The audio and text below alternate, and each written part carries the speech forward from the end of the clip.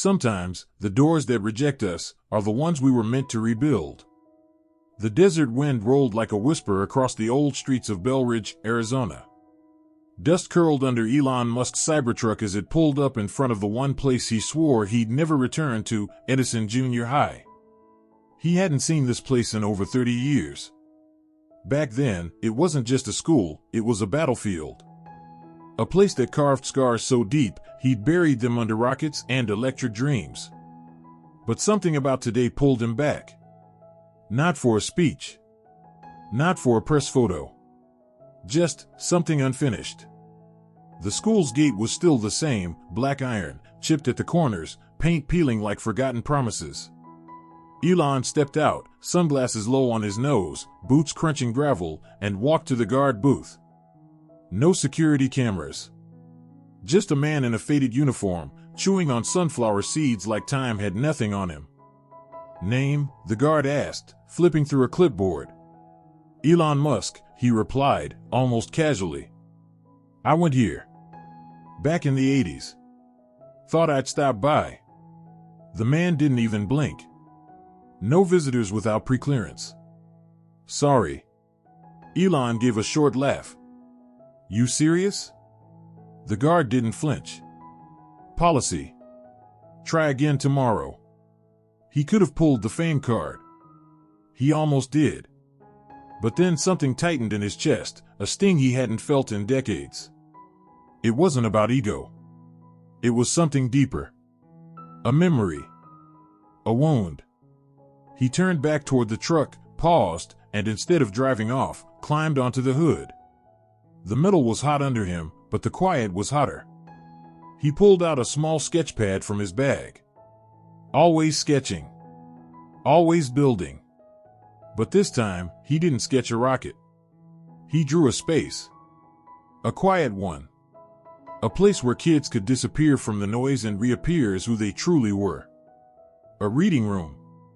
Solar-powered. Modest.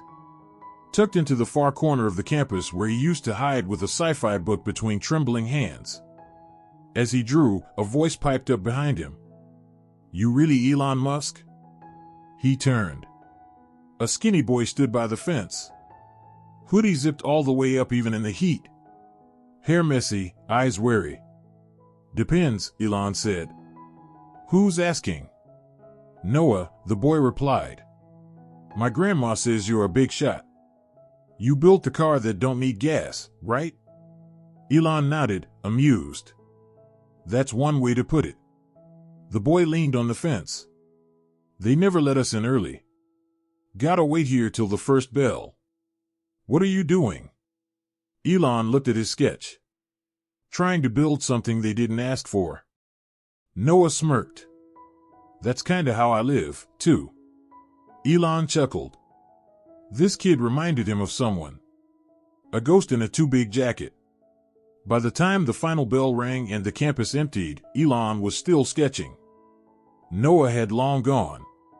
The guard remained stone-faced in his booth, but Elon didn't try to go back in. Instead, he ripped out the sketch, folded it clean, and walked back to the booth. Give this to your principal, he said. The guard raised an eyebrow. What is it? A blueprint. A gift. The guard looked down, eyes scanning the rough pencil lines.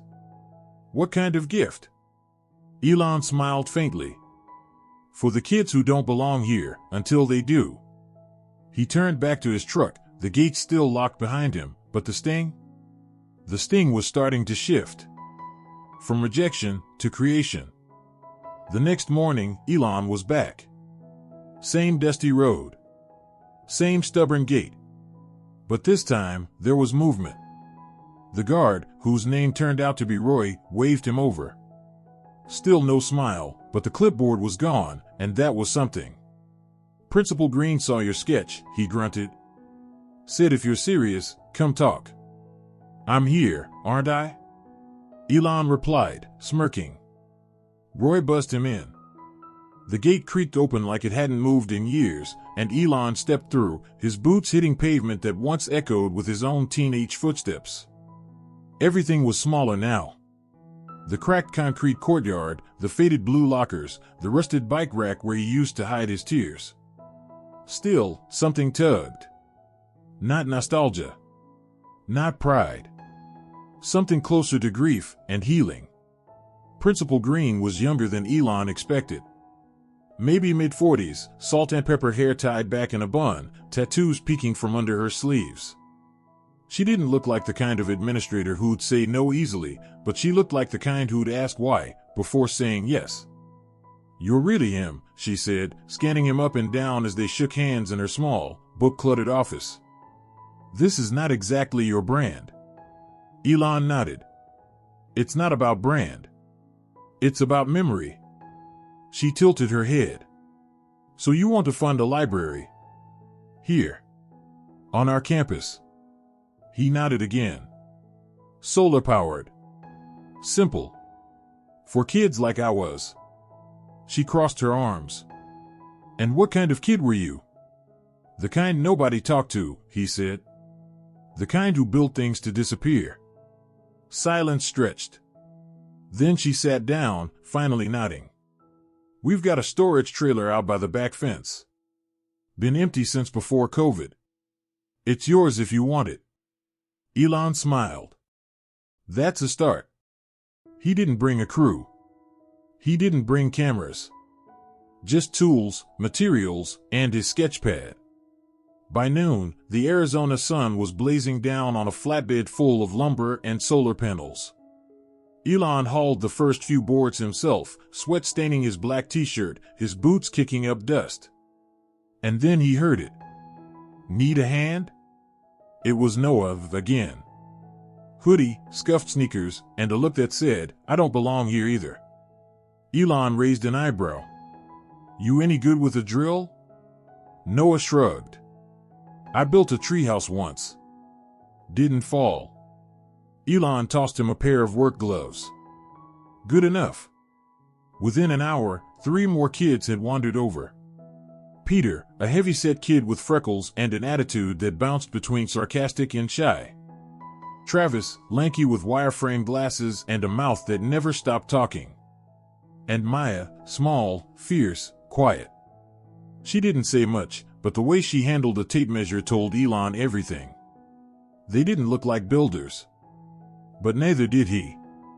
The frame of the library started to rise. Uneven at first. Nails bent. Screws dropped. Boards cut slightly too short. But laughter filled the empty lot behind the school, and Elon found himself doing something he hadn't done in years. Teaching. Not calculus. Not quantum mechanics. But how to square a beam. How to level a frame. How to hold a vision steady when your hands shake. Travis asked the first real question. "Why are you doing this? You could be anywhere in the world." Elon paused, glancing up from the solar mount he was rigging. "Because no one did this for me," he said. "And maybe I needed it more than I thought." They nodded, quiet. Then Peter piped up. "So it's not about your name being on a plaque?" Elon chuckled. "If it was, I wouldn't be sweating in 95-degree heat with a bunch of kids who'd rather be anywhere else." "We're not," Maya said, her voice like sandpaper and wind. He looked at her. She meant it. By the time the sun dipped low, the trailer had a roof. Half a wall. And a doorframe that leaned just a little to the left. But it was standing. So were they. Covered in dust. Splinters in their palms. But standing. Noah sat on a pile of lumber beside Elon, unwrapping a peanut butter sandwich. "You think it'll last?" Elon took a sip from his water bottle. "Not if we quit. But if we keep showing up?" "Yeah." Noah nodded. "Feels good." "Yeah," Elon said quietly. "It does." That night, Elon slept in the truck. Parked inside the campus now, under a tall oak tree near the field. He left the window cracked to hear the wind. The same wind that once carried the sound of fists and laughter. Now, it carried the hum of something beginning again. He pulled out his sketchpad one more time. And this time, he didn't draw structure. He drew faces. Noah. Peter. Travis. Maya. Not a crew. A crew of misfits. And for the first time in a long, long while, Elon didn't feel like a misfit at all. By the end of week 1, the trailer didn't look like a storage shed anymore. The roof was solid. The walls were up. The front porch, added on a whim by Travis, creaked slightly, but Elon didn't have the heart to fix it. It was crooked. But it was theirs. Every day after school, the kids showed up. No one told them to. No one promised them anything. They just came. Some brought snacks. Others brought questions. And Elon? He brought stories. Wait, you got beat up? Peter blurted one afternoon, nearly dropping a hammer. Elon smirked, pushing up his sleeves. Yeah. Regularly. Why? Because I was weird. Because I asked questions. Because I didn't care about fitting in. Maya glanced up from her paintbrush. So what changed? Elon paused. I stopped trying to be less. They went quiet. Not in the awkward way. In the kind of quiet that lets something new settle. Noah, standing beside him, whispered, "That's hard." "Yeah," Elon said, looking him in the eye. "It is. But the world doesn't need more people trying to shrink to fit. It needs people who grow into the space they were meant to take up." Each kid brought their own story. Peter was failing math and convinced he was dumb. Maya lived with an older sister who barely spoke to her. Travis wore jokes like armor. And Noah? Noah had a quiet sadness about him, like he'd seen too much of life too early. But here, none of that mattered. They weren't broken. They were building. One Thursday afternoon, after the roof went on, Elon brought a telescope. He set it up just outside the shed, on the only flat patch of dirt not covered in footprints and lumber dust. As dusk settled, the sky turned lavender. Peter was the first to peek through. "Dude, is that a planet?" "Jupiter," Elon nodded. "And those tiny dots?" "Those are its moons." Maya stepped forward, hesitant. "I thought space was just black." Elon smiled. "Most people think that. Until they look." They took turns peering through the lens, their voices soft, awestruck. When it was Noah's turn, he stared for a long time. "You ever feel small?" he asked. Elon nodded. "All the time. But like, too small to matter?" This time, Elon crouched beside him. "I used to think the same. But then I realized something." "What?" "Even small things can change the course of the universe. Especially the ones who think they don't matter." Noah looked back at the telescope. Like a misfit comet?" Elon grinned. "Exactly." By Friday, the inside of the library was nearly finished. Shelves lined the walls, built from repurposed wood. Solar lights glowed warm. The paint was still drying, green with streaks of blue where Peter had tried to draw a dragon and given up halfway. They'd written quotes on the walls in Sharpie. One of them read, "You don't need to fit in. You just need to belong somewhere real." It wasn't from a book. It was from Maya. Another read. "Being different is the reason I made it." Elon Musk. On that last afternoon of the week, Elon brought something else. A crate of books. Old sci-fi. Classic philosophy. Graphic novels. Biographies. A little chaos, a lot of imagination. He placed it in the center of the room. "This," he said, "is your launch pad." Peter looked confused. "We're not going anywhere." Elon smirked. "You will. Every time you open one of these, you go somewhere new." Maya pulled out Dune. Travis grabbed The Martian. Noah held a worn copy of The Alchemist, turning it over like it held a secret. "Why are you giving us this?" he asked. Because someone should have given it to me, Elon said softly. Noah smiled. We'll take care of it. I know you will. As the sun dipped below the horizon, the kids sat in a circle on the floor, books in their laps, the warm glow of the solar lamps casting long shadows on the walls. It wasn't finished. Not yet. But it was already something more than Elon ever expected. A space. A refuge. A place where misfits didn't just survive. They thrived. A week later, the shed was gone. In its place stood something else. Simple. Square. Painted in desert greens and sky blues. Solar panels lined the roof. Inside, shelves overflowed with books, some new, most gently worn. The back wall had a skylight that bathed the room in gold come 4 p.m. sharp. There was no ribbon cutting. No media. No speech. Just 5 kids and one man who, once upon a time, had stood on the outside of a locked gate and believed he'd never belong. May Musk arrived that afternoon. Her silver hair caught the sunlight as she stepped out of a quiet rental car, eyes soft and knowing. Elon walked across the yard, wiping paint from his hands on a rag. No jacket. No press suit. Just jeans and a t-shirt stained with effort. She pulled him into a hug without a word. Then she stepped back and took in the small structure behind him. You finally let go, she said. Elon raised an eyebrow. Of what? The need to be seen. He smiled. Just a little. Maybe. She walked toward the library, the dusty path quiet under her shoes. You know, she said, glancing at him, there's no name on it. It's not for me. Still. You built it. No, he corrected gently. They did. I just brought the tools. Inside, Noah was shelving books by genre, though Peter insisted Star Wars deserved its own category. Maya was sketching out a code of rules on a piece of cardboard. No yelling, no judging, no you don't belong here. May watched them for a long moment.